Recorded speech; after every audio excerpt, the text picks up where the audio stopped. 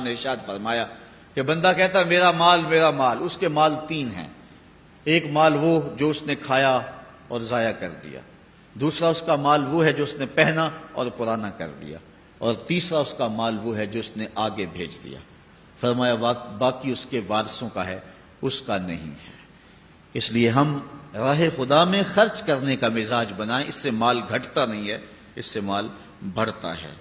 بلکہ جب راہ خدا کے اندر ہم خرچ کرتے ہیں تو ہمارا جو دوسرا مال ہے وہ بھی پاک ہو جاتا ہے۔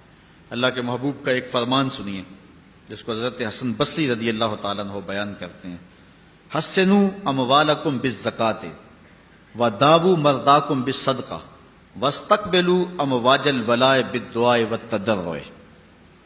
فرمایا کہ اپنے مال کو، اپنے اموال کو زکوٰۃ سے پاک کرو اور اپنے مریضوں کا علاج صدقے سے کرو، اور جب مصیبتیں اور بلائیں تمہارا رخ کریں تو پھر دعا سے اور اللہ کے حضور زاری سے اللہ کی مدد چاہو۔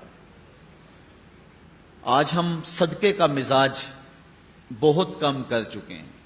کسی زمانے میں ایسا ہوتا تھا کہ جب کوئی بیمار ہوتا تھا تو سب سے پہلا کام لوگ یہ کرتے تھے کہ صدقہ دیا کرتے تھے، ڈاکٹر کے پاس پھر جایا کرتے تھے، حکیم کے پاس پھر جایا کرتے تھے، سب سے پہلے اس کی جان کا صدقہ دیا کرتے تھے۔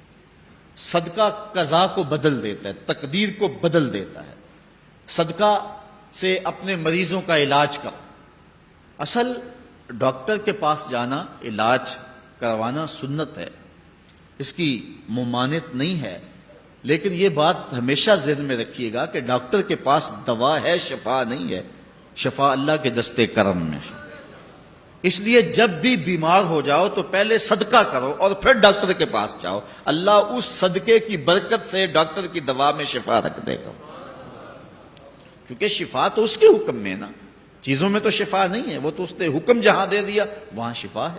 حضرت موسیٰ علیہ السلام کے پیٹ میں درد کا احساس ہوتا ہے تو کوہ طور پہ چلے گئے، کیسے جلیل القدر نبی تھے، اللہ سے ڈائریکٹ رابطے تھے، اور جا کے کہا مالک میرے پیٹ میں درد ہو رہا ہے۔ اللہ اکبر۔ گھر کے نجی معاملے بھی رب سے ڈسکس کرتے تھے، اور کوئی جو ہے وہ ایسی چیز ہوتی وہ بھی رب سے ہی عرض کرتے تھے۔ کہا میرے مالک میرے پیٹ میں درد کا احساس ہو رہا ہے، دوائی کی پوری لینی ہے تو وہ بھی جا کے کوہ طور سے رب سے ہی لیتے تھے۔ تو اللہ تعالیٰ فرمایا فلان جنگل میں چلے جاؤ، وہاں اس شکل کے پتوں کی ایک بوٹی ہے، اس کو توڑو نچوڑو، اس کا پانی پیو، تمہیں شفا مل جائے گی۔ حضرت موسیٰ علیہ السلام گئے اور جا کے بوٹی کو توڑا، نچوڑا، پانی پیا، شفا ہو گئی۔ کچھ عرصہ بیتا، دوبارہ اسی طرح کا درد جاگا۔ اب نسخہ تو ذہن میں تھا، کوہ طور پہ نہ گئے، اس جنگل میں چلے گئے اور جا کے بوٹی کو توڑا، اس کے پتے نچوڑے، پانی نکالا، پیا، لیکن درد اور زیادہ بڑھ جاتا۔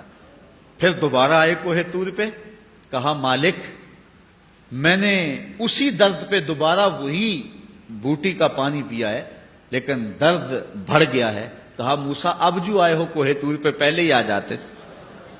تو عرض کی مالک بوٹی بھی وہی اور درد بھی وہی۔ فرمایا سب کچھ وہی ہے لیکن پہلے میرا حکم تھا، اب میرا حکم ساتھ شامل نہیں تھا۔ شفا بوٹے میں نہیں رکھی، شفا تو میرے حکم میں رکھی ہوئی ہے۔ اس لیے ڈاکٹر کے پاس جاؤ، حکیم کے پاس جاؤ، لیکن شفا اللہ سے مانگو کہ شفا ہمیں دینے والا وہ ہے، وہ ایک وسیلہ ہے، ایک ظاہری طریقہ ہے۔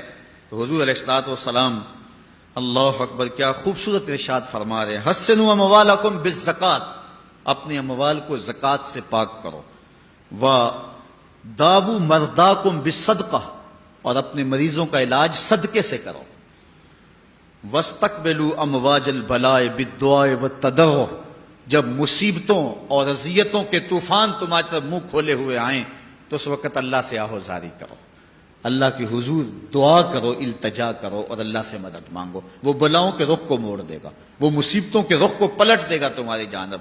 لیکن جب تم یہ مزاج نہیں رکھو گے تو مصیبتوں پر مصیبتیں آتی رہیں گی۔